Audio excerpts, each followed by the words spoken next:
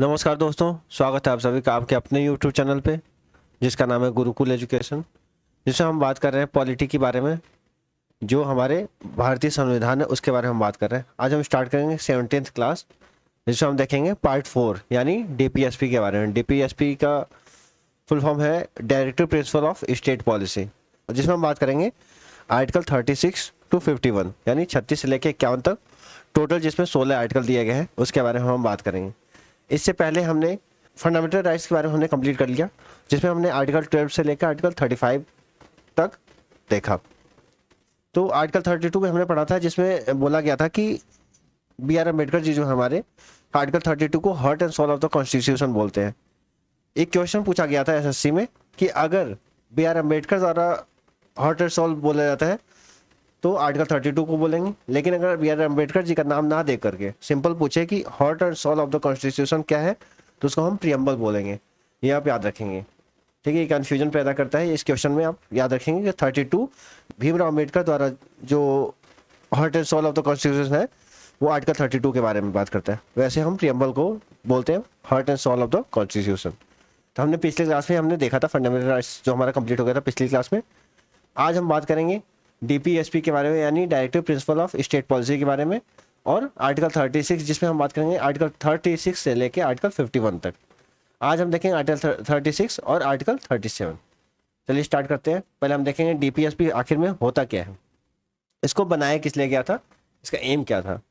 To make a welfare state यानी कल्याणकारी राज्य बनाने के लिए डीपीएसपी को बनाया गया था, जो हमारे पार्ट 4 में सम्मिलित है, ठीक है।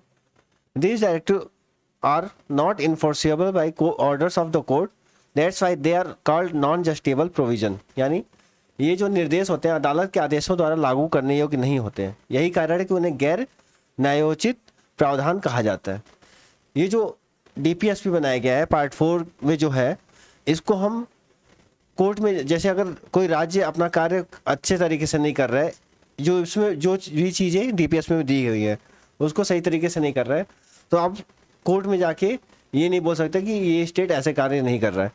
मतलब जाके आप इन्फोर्सेबल नहीं है कोर्ट के ऑर्डर से, ठीक है। अपनी कोर्ट द्वारा आप उसको प्रेशराइज नहीं कर सकते डीपीएसपी के अकॉर्डिंग, ठीक है।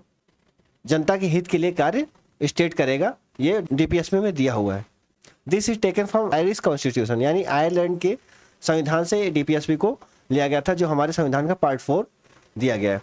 इससे पहले हमने पार्ट 1 में देखा, इससे पहले हमने प्रियम्बल देखा, उसके बाद हमने पार्ट 1 देखा जिसमें हमने लैंड के बारे में देखा, पार्ट 2 देखा जो हमारे सिटीजनशिप के बारे में बात करता है, पार्ट 3 देखा जो हमारे फंडामेंटल राइट्स के बारे में बात करता है, और हम आज देख रहे हैं directive principle of state policy जो हमारे पार्ट 4 के अंदर आता है।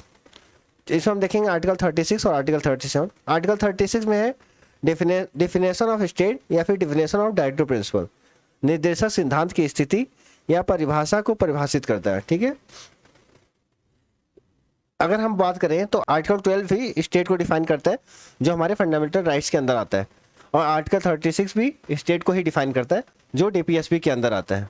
तो हम सिंपल में आर्टिकल 36 को बोलते हैं, डिफाइंस जो स्टेट को डिफाइन करे वो आर्टिकल 36 के अंदर आएगा। आर्टिकल 37 क्या कहते हैं, these directive principle are not challenge और enforceable by the court yet these are the fundamental importance of the country governance.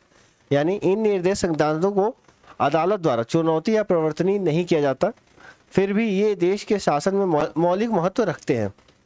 तो यानी आर्टिकल 37 ये कहता है कि ये जो डीपीएसपी है, जो भी स्टेट पॉलिसी बनाई गई है, इसको हम कोर्ट में जाके चैलेंज नहीं कर सकते, फिर भी ये हमारे लिए बहुत महत्वपूर्ण मानी जाती है। ये फंडामेंटल इंपॉर्टेंस कंट्री के गवर्नेंस के लिए, यानी जो शासन प्रणाली है उसमें बहुत इंपॉर्टेंट रोल प्रोवाइड करता है डीपीएसपी, जो हमारा पार्ट 4 है।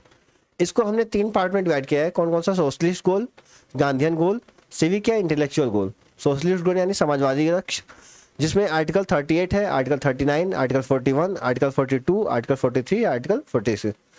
इन सभी आर्टिकल के बारे में हम दूसरे वीडियो में बात करेंगे अलग अलग फॉर्म में, ठीक है।